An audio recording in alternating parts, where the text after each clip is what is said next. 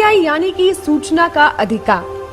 आप सब लोगों ने पढ़ा व सुना होगा आरटीआई एक्ट के बारे में, लेकिन बहुत से लोग आज भी आरटीआई के बारे में कुछ नहीं जानते।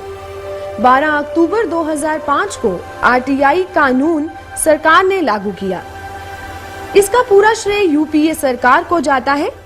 यूपीए सरकार की अध्यक्षा सोनिया गांधी के प्रयासों की वजह से लोगों को आरटीआई एक्ट का कानून मिला, मगर आज भी कई सरकारी अधिकारी इस कानून की अनदेखी कर रहे हैं और लोगों द्वारा मांगी गई जानकारी को अनदेखा कर देते हैं, पूर्ण जानकारी नहीं देते या फिर मांगी गई जानकारी का सही ढंग से जवाब नहीं दिया जाता। इससे लोगों को काफी परेशानी का सामना करना पड़ता है। सरकारी अधिकारी अपने कार्यालय से संबंधित सूचनाओं को पहले जाहिर क्यों नहीं करते? सरकारी विभाग से आम आदमी को सूचना लेना कितना आसान या मुश्किल कार्य है। आरटीआई से मांगी गई जानकारी के द्वारा न केवल व्यक्ति को सरकारी तंत्र की पूरी जानकारी प्राप्त होती है, बल्कि लोगों की जागरूकता के कारण सरकारी तंत्र में व्याप्त भ्रष्टाचार पर अंकुश भी लगता है। आरटीआई मांगने वालों की आखिर जान का जोखिम क्यों रहता है? आरटीआई एक्टिविस्ट शैला मसूद, अमित जेठवा व सतीश शेट्टी सहित दर्जनों लोग क्यों अपनी जान से हाथ धो बैठे? आरटीआई के तहत जानकारी मांगने वाले व्यक्ति की सरकार सुरक्षा मुहैया क्यों नहीं करवाती? आज रात सूचना के अधिकार से संबंधित इन्हीं मुद्दों पर करेंगे चर्चा। मेरा नाम रेनू है और मैं 12th क्लास की स्टूडेंट हूँ। लास्ट ईयर मैंने 12th क्लास के एग्ज़ाम्स दिए थे सीबीएसई बोर्ड से, लेकिन उनमें मैं फ़िज़िक्स, केमिस्ट्री और बायो में फ़ेल हो गई। तो उसके लिए मैंने अपनी आंसर शीट शो करने के लिए आरटीआई में अपील की थी। जुलाई में मैंने फ़र्स्ट टाइम किया था, लेकिन उसके बाद उनका आंसर आया कि हम आपकी आंसर शीट नहीं दिखाएंगे। फिर उसके बाद दोबारा सुप्रीम कोर्ट का फ़ैसला आया 9 अगस्त को। उसके बाद दोबारा हमने किया तो भी वो मना कर रहे हैं आंसर शीट दिखाने से। अगर वो ऐसे मना कर रहे हैं तो उसका तो कोई बेनिफिट ही नहीं है हम लोगों को। जो हम चाहते हैं देखना, जब वो हमें इंफॉर्मेशन ही नहीं दे रहे हैं तो उस चीज़ का क्या फ़ायदा? गवर्नमेंट इतना पैसा वेस्ट कर रही है उस चीज़ के ऊपर। नहीं, आरटीआई के बारे में अवेयर नहीं है ज़्यादा लोग। इसके बारे में अभी तक कोई बहुत कम लोग जानते हैं। मेरे फ्रेंड सर्कल में 1 या 2 ही हैं जिनको पता है कि आरटीआई क्या है, इसका क्या बेनिफिट है, हम क्या कर सकते हैं इससे। बाकी किसी को भी इतना नहीं नॉलेज है इसके बारे में। और ये बताना चाहता हूँ कि मेरा नाम तेज सिंह है, गांव डिघल है।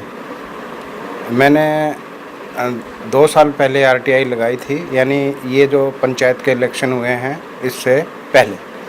और मैं जानना चाहता था कि आरटीआई अभी तक अवेयरनेस नहीं है, तो मैं लगा के देखता हूँ क्या रिस्पांस मिलता है।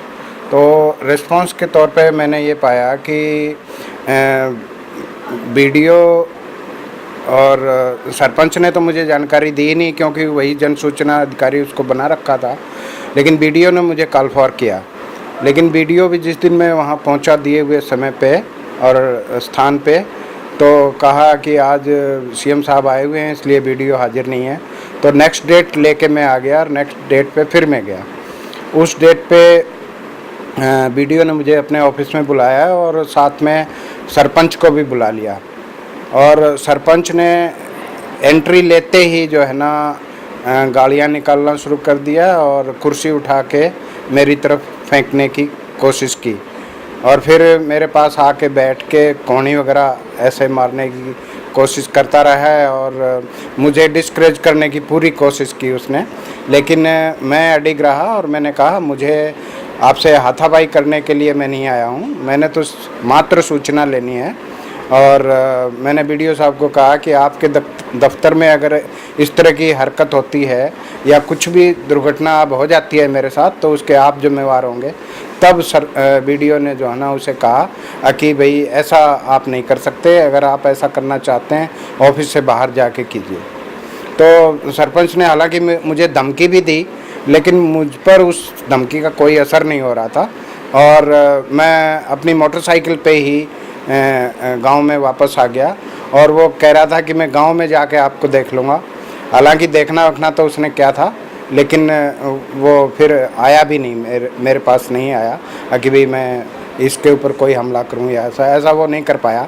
लेकिन मेरी पत्नी को उसने ज़रूर जब वो रास्ते में कभी मिली तो उससे कहा कि आप उनसे कहें कि ये दूर रहें इन चीज़ों से, नहीं तो इनको बहुत बड़ा नुकसान हो सकता है।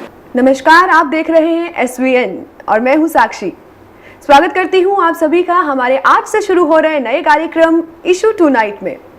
न जाने कितने ऐसे इश्यूज हैं, न जाने कितने ऐसे मुद्दे हैं जो हमारे जहन में उठते हैं और इन्हीं मुद्दों को लेकर एक प्रयास कर रहे हैं हम हमारे नए कार्यक्रम के जरिए। नाम है इशू टुनाइट और आज का चर्चा का या यूं कहें कि डिबेट का हमारा विषय है RTI। जी हाँ, राइट टू इंफॉर्मेशन। RTI की जब भी बात करते हैं तो यूपीए सरकार का नाम जहन में आता है, क्योंकि यूपीए सरकार की ही एक उपलब्धि मानी जाती है RTI। यूपीए सरकार की चेयरपर्सन सोनिया गांधी के अथक प्रयासों से RTI यानी कि राइट टू इंफॉर्मेशन कानून जो है वो हमारे सामने आया, ताकि जो गवर्नमेंट की एक्टिविटीज हैं उसमें ट्रांसपेरेंसी बनी रहे। लेकिन एक मुद्दा उठता है कि कितनी पारदर्शिता बनी है, और इसी पर बातचीत करने के लिए आज हमारे साथ स्टूडियो में मौजूद हैं मिस्टर सुभाष, जो हरियाणा सूचना अधिकार मंच के राज्य संयोजक हैं और साथ में संपादक हैं इंडिया पोस्ट के। और दूसरी ओर हमारे साथ हैं मिस्टर दीपक राठी, TGT अध्यापक हैं जो, और पृथ्वी रक्षक संस्था के सचिव हैं। नमस्कार, स्वागत है आपका हमारे कार्यक्रम में। सुभाष जी, सबसे पहला सवाल आपसे पूछती हूँ कि RTI राइट टू इंफॉर्मेशन आखिर है क्या? राइट टू इंफॉर्मेशन एक्ट 12 अक्टूबर 2005 को पूरे देश में लागू हुआ था। हालांकि ये कानून मई 2005 में ही संसद ने पास कर दिया था, लेकिन 4 महीने जो 120 दिन सभी विभागों को दिए गए थे वो इसलिए दिए गए थे ताकि वो अपना रिकॉर्ड अपडेट करें और लोग फिर उनसे सूचनाएं मांगेंगे। इस कानून के तहत कोई भी देश का नागरिक किसी भी सरकारी गैर सरकारी ऑफिस जहां सरकार का अनुदान आता है या सरकार के नियम लागू हैं वहां से सूचनाएं मांग सकता है। सुभाष जी, इसमें एक मैं आपको बात कहना चाहूँगा। उन्होंने सरकार ने कानून बना दिया और उसको 120 दिन का टाइम भी दे दिया है, लेकिन आज 6 साल होने को हैं, लेकिन अब तक किसी भी डिपार्टमेंट में किसी के पास भी पूरी है ना सूचना का खाका नहीं है। दीपक जी, असल में मामला है कि 60 साल हमारे देश को आज़ाद हुए हो चुके हैं। 1948 के अंदर 1947 में हमारा देश आज़ाद हुआ, 1950 में हमारा कॉन्स्टिट्यूशन बना और 1950 के अंदर जो कॉन्स्टिट्यूशन बना है उसके अंदर हमारा जो मौलिक अधिकार है उसके अंदर जानने का अधिकार शामिल है। लेकिन एक सवाल और उठकर आता है कि कौन कौन सी सूचनाएं आखिर हम इस RTI में इंक्लूड करते हैं? RTI के तहत जैसे मैंने बताया कि हर सरकारी गैर सरकारी दफ्तर जहां सरकार के नियम लागू हैं या सरकार अनुदान देती है जी, उन सभी विभागों से हम सभी प्रकार की सूचनाएं मांग सकते हैं और ये एक नागरिक का मौलिक अधिकार है। बिल्कुल। और वो इस अधिकार का इस्तेमाल करते हुए सारी जानकारी प्राप्त कर सकता है। दीपक जी, यहाँ पर आपके पास आना चाहूंगी, कितना सहमत है आप इनके जवाब से? इसके जवाब से 50-50 सहमत हूँ मैं जी। क्योंकि RTI के कानून में जब भी हम सूचनाएं मांगी जाती हैं, एक तो हमारे हरियाणा का ही उदाहरण लें, हरियाणा में 50 रुपये फीस है, उसके बाद 2 रुपये पर पेपर के हिसाब से आपको है ना देने पड़ते हैं। अगर किसी सूचना में 100 रुपये हो गए, मतलब 100 पेपर हो गए तो उसके आपके 200 रुपये तो वैसे हो गए। और अगर उन्होंने इस तरह की 4-5 सूचनाएं मांग ली तो उसका तो लगभग बजट उसी में चला जाता है जी। जबकि अगर सरकार ये इसको सही मायने में RTI लागू करना चाहती तो उसमें ये फीस बहुत कम करनी थी। नहीं, दीपक जी की बात से मैं बिल्कुल सहमत नहीं हूँ। कारण है इसका हाँ जी। कि लगभग जैसे मैंने बताया कि 60 साल हमारी आज़ादी को हो चुके हैं जी हाँ। हमें एक पहली बार 2005 में ये अधिकार मिला है कि हम पूछ सकते हैं सरकार से। इस देश का कोई भी नागरिक, आम नागरिक सरकार से सवाल कर सकता है, हमारे बड़े अधिकारी से, किसी नेता से सवाल कर सकता है और ये बहुत बड़ी उपलब्धि है। जहाँ तक फीस की बात है, मैं इनकी बात से इसलिए सहमत नहीं हूँ कि आप 50 रुपये फीस देकर आज कोई भी नागरिक सरकार से पूछ सकता है। जो गरीबी रेखा से नीचे हैं, गरीब हैं, BPL कार्ड धारक हैं, उनके लिए फ्री है, निःशुल्क है, तो उनको कोई फीस देने की जरूरत नहीं। BPL से जो नीचे हैं उसको भी जब फीस लेने जाना पड़ेगा तो उस पर एक जो उसके कार्ड बनाने वाले, बीपीएल कार्ड को बनाने वाले हैं, उसकी मोहर मार के जब देंगे उसके बाद ही वो आपको सूचना देंगे। नहीं, इसमें वैसे इसमें अगर आपको वही फोटो स्टेट लगा दी तो आपको ना वो सूचना मिलने वाली नहीं है।